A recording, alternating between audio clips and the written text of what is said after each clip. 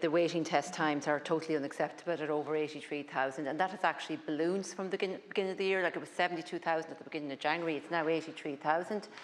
And in some centres it has doubled or tripled in the last year.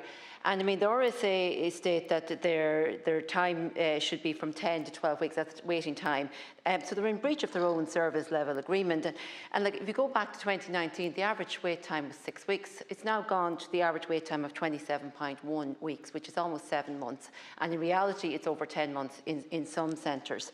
So I don't know, they just seem to not to be planning for the future or ensuring that they're keeping up with the number that are added to the wait list all of the time.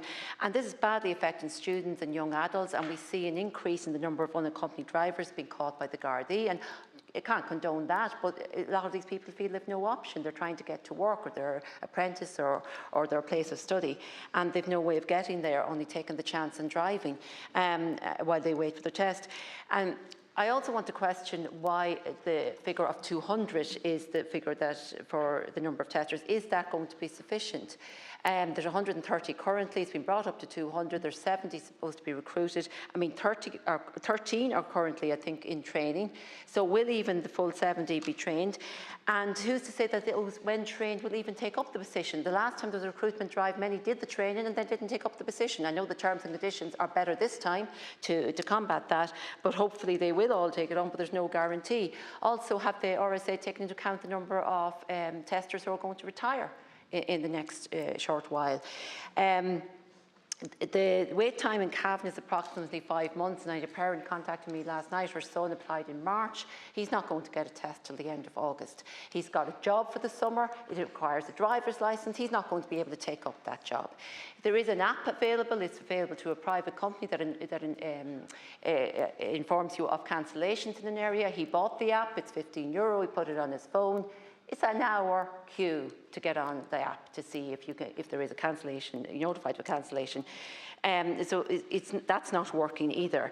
And I think, I don't know why it takes a private company to do this. The RSA should be able to inform people of cancellations and keep a sort of a list going on that.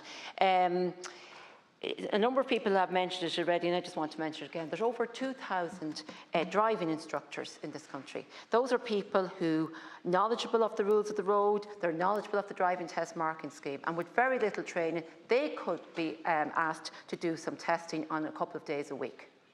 And I know that they are actually willing to do so. So, I mean, that is one way of dealing with this huge backlog of people waiting for a driving test.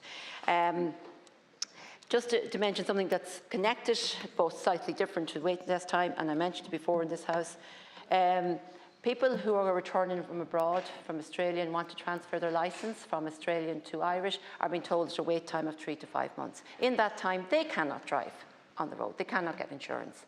So that's absolutely ridiculous. It only takes about 2 weeks in Australia to do it the other way. So these are people who had full Irish driving licence, went to Australia for a couple of years, transferred their licence, who could drive in Australia, return here, and they have to wait 3 to 5 months for a procedure that takes a couple of days in Australia.